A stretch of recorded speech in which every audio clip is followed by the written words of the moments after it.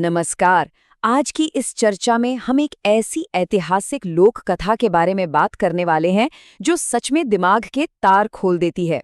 ये सिर्फ एक कहानी नहीं है, बल्कि ऑब्जर्वेशन यानी चीजों को बारीकी से देखने और समझने की असाधारण ताकत का एक क्लासिक उदाहरण है। तो चलिए, बिना देरी किए इस रोमांचक रहस्य में गोता लगाते हैं और देखते हैं कि कैसे खुली आंखें और तेज दिमाग किसी भी उलझन को सुलझा सकते हैं। अब जरा इस सिचुएशन को इमेजिन कीजिए।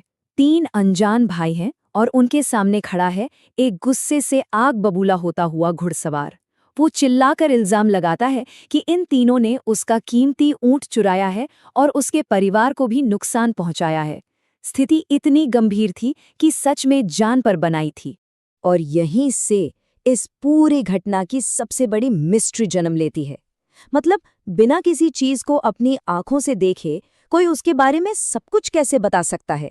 भाइयों ने उस खोए हुए ऊंट का ऐसा परफेक्ट हुलिया बताया जैसे वो उसे सालों से जानते हों, लेकिन साथ ही उनका ये भी दावा था कि उन्होंने उस ऊंट को कभी देखा ही नहीं। अजीब है ना?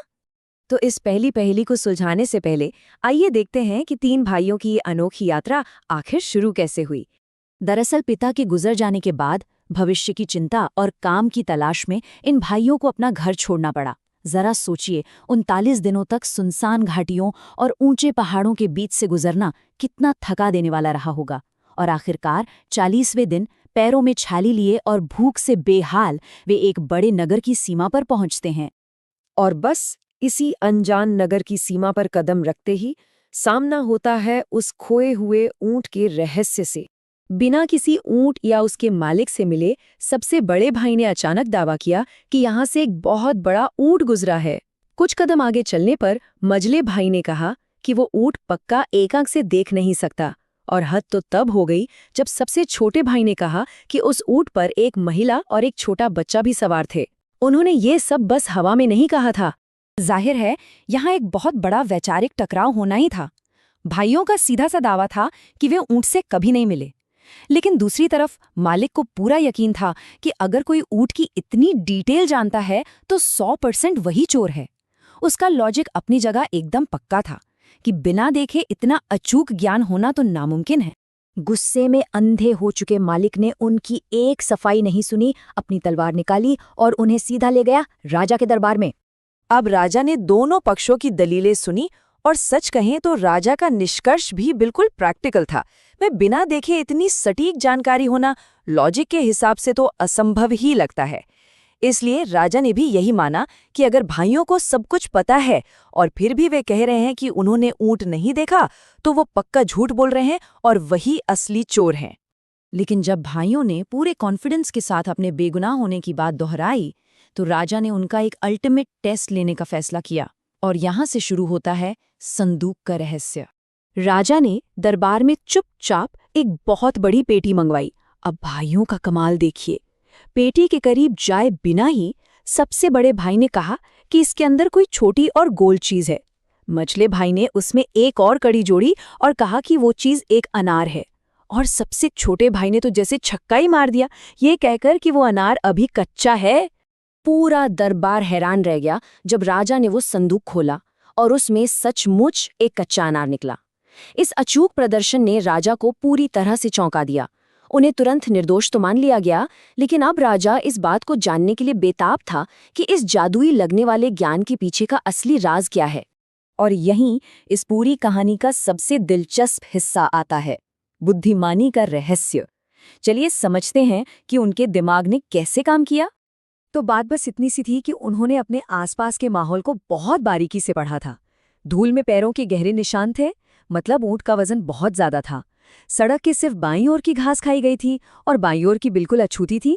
इसका साफ मतलब था कि ऊंट बाईं आंख से अंधा है। और जहां घुटने टेकने के निशान थे, वहीं पास में छोटे पैरों के निशान भी थे, जिससे पता चला कि ऊंट पर एक महिला और बच्चा बैठे थे। कोई जादू नहीं, सिर्फ और सिर्फ जबरदस्त ऑब्जर्वेशन। संदूक के साथ भी उन्होंने ठीक यही लॉजिक लगाया।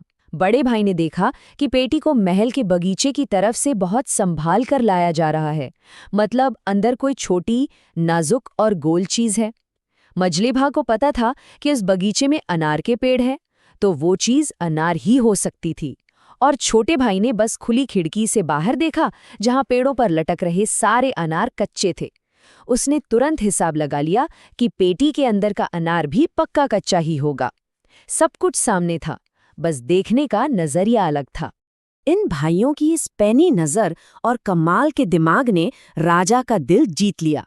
उसे समझ आ गया कि असली धन आखिर क्या होता है। राजा ने उनकी तारीफ में एक बहुत ही गहरी बात कही। उसने कहा कि भले ही उनके पास धन संपत्ति या सुख सुविधाएं नहीं हैं, लेकिन उनके पास जो सबसे बड़ा खजाना है वो है उनकी बुद्धि। और इसी खजाने के दम पर राजा ने उन्हें तुरंत अपने दरबार में बड़े पदों पर नियुक्त कर लिया। उनकी यही बुद्धिमानी उनका सबसे बड़ा हथियार बन गई। ये ऐतिहासिक कहानी हमारे आज के जीवन पर एक बहुत बड़ा सवालिया निशान लगाती है। क्या हम सच में अपने आसपास की दुनिया को ध्यान से देखते हैं, या बस चीज़ों को अपनी नज़रों के सामने से बिना देखे ही गुजरने देते हैं? इन भाइयों की कामयाबी का इकलौता राज यही था कि उन्होंने अपनी आंखें और दिमाग दोनों हमेशा खुले रखे। अगर हम भी हर दिन की भागदौड़ में थोड़ा रुक कर चीज़ों को सच में देखना शुरू करें, तो न जाने कितने रहस्य खुद ब खुद सुलझ जाएंगे। आज की इस चर्चा में जुड़ने के लिए बहुत बहुत धन्यवाद। हमेशा कुछ नया सीखते रहिए और अपने आसपास की दुनिया को ध्यान से देखते रहिए।